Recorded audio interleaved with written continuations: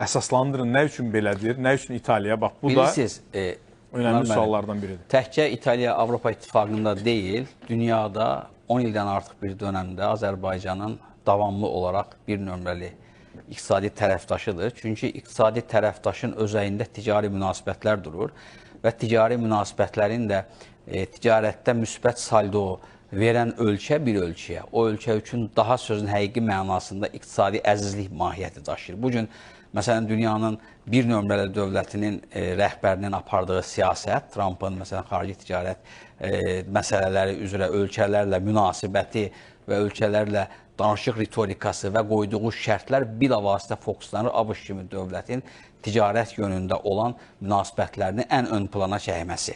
Və belə bir ortamda İtaliya son 10 ildən artıq zamandır ki, Azərbaycanın davamlı olaraq bir nömrəli ticari tərəfdaşıdır. Və bugün biz statistikaya baxmışıq. Yox, dünya üzrə. Ümumiyyətlə, bütün Azərbaycanın 200-dən çox, belə deyək də, xırdalı yerli tanınan və ya tanınmayan istiqamətlər üzrə olan ticari tərəfdaşları arasında İtaliya bir nömrəli olaraq birinci yerdədir. Hətta mən qeyd edərdim ki, məsələn, 2021-ci ildə 9 milyard üzərində olan ticarət dövriyyəmiz 2022-ci ildə 2 dəfə artdı. 18 milyardın üzərinə qalxdı. 2023-də 33 milyardlıq bizim ticarət dövriyyəmiz var idi. Ümumiyyətlə, ölkə üzrə, daha doğrusu 33 milyard dollar bizim ölkəmizdə deməli, ixracımız var idi. Yəni, başqa sözlə 33,2 milyard dollar bizə vəsait daxil olmuşdu.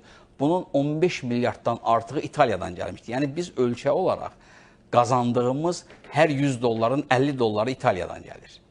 Bu sadə bir formada mən deyim. Yəni, bu ölkənin bu bizim üçün nə qədər önəmli olduğunu göstərir. Baxın, bizim hörmətli millətləşdirimiz burada qeyd etdi ki, 2024-cü ilin artıq 2025-ci ilin tamamlanmamasına rəğmən artıq 8 milyard dollar üzərində bir... Bu bir qrafikamız da var, Eldəniz müəllim. Buyurun. Elə, mən düşünürəm ki, tam üst-üstə düşür. Lütfən ekranlara verək, mən səsləndirəcəm. Ümumi ticarət dövriyyəsi 2024-cü il təxminən 6 milyard 215 milyon dollar. 2025-ci il 7 milyard 498 milyon 633 min dollar. Bu bizim... Artım %20,6%. Bizim 2024-cü ildə İtaliya ilə olan ticarət dövriyyəmiz 11,3 milyard dollar olub. 11,3 milyard dollar olub. Və 11,3 milyard dolların deməli 10,8 milyard dolları bizim ixracın payına düşüb. Yarım milyardı, 500 neçə milyon isə bizim idxal olub. Yəni əməkdaşlarımız da qeyd edirlər ki, bu Dövlət Gömrük Komitəsinin məlumatıdır. Bu bilirsiniz, yox, mən nə demək istəyirəm, baxın. İxtisassız dəqiqləşdirə bilərsiniz. Yox, təbii. Məsələn, baxın, 2021-ci ildə bizim ticarət dövriyyəmiz olub 9, 2022-də 18, 2023-də 15,2, 2024-də 11,3. Artıq bu ilin 25-ci, baxın, 25-ci il hələ başa çatmayıb, 8 milyard dollara yaxın bizim ticarət dövriyyəmiz var. Bu ilin başa çatmayıb. Yəqin ki, bu baxımda mən düşünürəm ki, növbəti il sonuna bu göstəricilər daha da artmış olacaqdır. Və ən əsası mən bir məlumatla qeyd etmək istərdim ki, bəs bugün təkcə neft üzrə deyil, həm də qaz bizim təsəvvür edin ki, Cənub qaz dəhlizinin ərsəyə gəlməsində siyasi dəstəyin verilməsi məsələsində İtaliyanın sonsuz deyə biləcəyimiz səviyyədə töhfəsi oldu. Buna görə də məsələn 3500 kilometrdən artıq uzanan bir dəhliz 8 kilometr məsafədə İtaliyada sonlandı və bu gün də hab olaraq Arzu müəllim qeyd etdiyi kimi İtaliyadan artıq böyük şəkildə paylanmaqdadır və deməli Avropa İttifaqının üzvləri, ümumiyyətlə Avropa dövlətlərinin Azərbaycana etibarlı tərəfdaş kimi yanaşmasının başlanğıcında da İtaliya faktoru dururdur. Məsələn, bugün bir çox sahələr, bizim alternativ enerji sahələrimizə ərəb investorlar gəldikdən sonra digər Avropa investorları artıq maraq göstərir. Yəni, ilkin addım atan və etibarlı tərəfdaş olması, ələxüsus da İtaliya kimi çəkili bir dövlətin Azərbaycanla bu münasibətləri Azərbaycana qarşı etimadı əvvəlki illərdə artırmış və bu gün isə bu artan dinamika ilə davam etməyə başlayır. Və təbii ki, məsələn, belə deyək, bu İtaliyanın Azərbaycana əvəzsiz sevgisi və əvəzsiz belə ödənişləri deyildi. İtaliyada yəni bilir hansı ölkə ilə, hansı formada münasibətlər qurur. Çünki Azərbaycan birmənalı olaraq heç bir halda öz resurslarından siyasi alət kimi istifadə etməyən bir etibarlı tərəfdaşdır və böyük investisiyaları özü həyata keçirən bir tərəfdaşdır.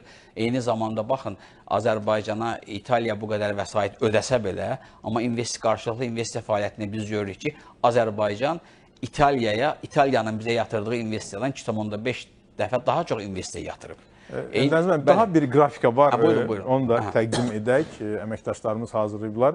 2024-cü il üzrə ixrac təxminən 5 milyard 920 milyon dollar, 95%, ixal təxminən 295 milyon dollar, 5%.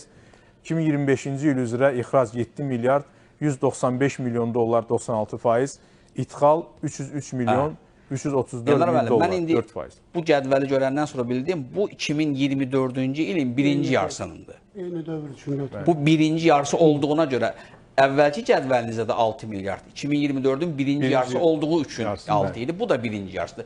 Bu müqayisəli təhlildə, yəni artım dinamikası olarak Ekspert ona görə ki, aydınlaşdırsın da buyurun. Yəni bu baxımdan, təbii ki, baxın, görəcəksiniz ki, hansı formadadır. Yəni 5 milyard və 300 milyon səviyyədə. Yəni bizim ticari profilimiz və ölkənin maliyyə dayanıqlığında bu ölkənin birmənalı şəkildə çox böyük rolu vardır. Və təbii ki, işğaldan azad olunmuş ərazilərimizdə quruculuq bərpa işlərində də İtaliya şirkətləri öz töhfəsini verir. Burada təkcə töhfə dedikdə görülən işlər deyil, eyni zamanda təcrübə mübadiləsi var, texnologiyaların gərilməsi var. Məsələn, bu yaxınlarda Mingəçevir Daşlı Elektrik Stansiyasında bilavasitə İtalyan texnologiyalarının gəlməsi, daşınması, tətbiqi və davamlı olaraq digər sahələrə bu tip fəaliyyətlər sirayət göstərir. Amma birmənalı şəkildə Azərbaycanın da qeyd etdiyim kimi İtaliyada fəaliyyətini biz qeyd etməliyik. Baxın, bizim ora neft, qaz, indi Cənab Prezident də vurğuladı, neft sahəsində, yəni balansda birinci yerdəyik, qazda ikinci yerdə. Elə deyil mi, təbii qaz? Bəli. Və tamaşaçılarımızda da maraq doğurur ki, İtaliyaya biz daha hansı məhsulları ixrac edirik? Bilirsiniz, Azərbaycanın İtaliyaya deməli iki məhsuldan sonra daha müqayisədə bizlə müqayisə etsək bir o qədər də şey olmaz. Yəni müqayisəyə gəlməz dərəcədə bu birisilər çoxdur. Amma sonrakı yerlərdə qida məhsullarımız vardır və eyni zamanda müəyyən neft məhsullarımız vardır. O tip məhsullarımız da... Fındıq da daha çox ixrac edilir. Təbii, o qida məhsulları kateqoriyasına daxil olaraq, yəni burada müxtəlif... Fındığın payı məncə çox böyük. Yeyinti sənayesinin, belə deyək, müxtəlif məhsullarını biz İtaliyaya, Avropaya, o cümlədən də İtaliyaya... Eyni zamanda xammal şəklində. Təbii, xammal şəklində də gedir, böyük ölçüdə, eyni zamanda ayrı-ayrı emal məhsulları şəklində də. İtaliyadan aldıqlarımız isə? İtaliyadan bizim aldıqlarımız, məsələn, 2024-cü ildə 518 milyonluq bir alışımızda dərman məhsulları olub, ayrı-ayrı elektrik avadanlıqları olub, avtomobil hissələri olub, avadanlıqlar olub, kauçuk tipli xüsusi materiallar olub və s. Amma mən burada bir fokus gətirmək istəyirəm ki, Azərbaycan İtaliya üçün, məsələn, bugün İtaliyanın, bizim hörmətli millət vəkillərimizin qeyd etdiyi kimi ki, Azərbaycanın SOCAR-ın orada olan, məsələn, İtalyan Petroliya investisiya yatırması, daha doğrusu alması, özdə hansı formada alması? 99,82% payını götürür. Simvolik bir pay qalır onlara. Müqavilə imzalanmayıb və SOCAR bildiyim qədərilə həmin proseslərdə Hindistan şirkəti ilə rəqib olaraq çıxış edirdi və artıq yəni SOCAR-ın alması ilə həmin səhmləri böyük paya sahib olması ilə bağlı artıq razılıq bildiyim qədərilə vardır və 2026-cı il bizim seçilməmiz həm də təkcə iqtisadi məna daşımır, strateji mənası da var. Ölkəmizə verilən qiymət kimi. Bu ölkəyə verilən qiymətdir.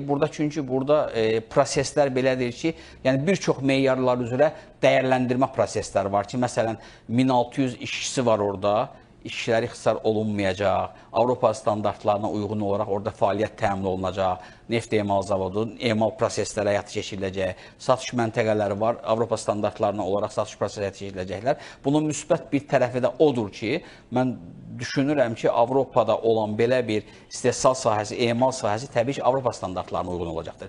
Və belə bir təcrübəni orada daha da yaxşılaşdıran SOCAR, oxşar təcrübəni ölkəmizdə də yəqin gələcək dönəmlərdə daşıya biləcəkdir. O texnologiyanın və o idarəçilik proseslərini. Və bir də bizim Dövlət Neft Fondunun deməli orada investisiya fəaliyyəti ilə bağlı qeyd etmək istədim ki, bu ilin səhv etmirəmsə iyul ayında idi. Məhz Infinity Global şirkətinin 49% səhmlərini almış oldu. Bu da İtaliya üçün yəni etibarlı bir investorun cəlb edilməsi də, çünki ölkənin iqtisadi həyatında xarici investorun cəlb olunması çox önəmlidir. Hansı ki, biz də buna böyük ölçüdə cəhd edirik, İtaliya da cəhd edir. İtaliya, yəni Azərbaycanın həm dövlət neft fondunu, həm bizim dövlət neft şirkətini bir xarici investor olaraq öz ölkəsinə cəlb etməyi bacarmışdır. Və bütün bunlar mən hesab edirəm ki, təkcə bizim İtaliyadan deyil, onların da bizdən aldığı böyük ölçüdə müsbət dividendlərdir. Bəli, təşəkkür edirəm Eldəniz müəllim. Maraqlı şərh oldu.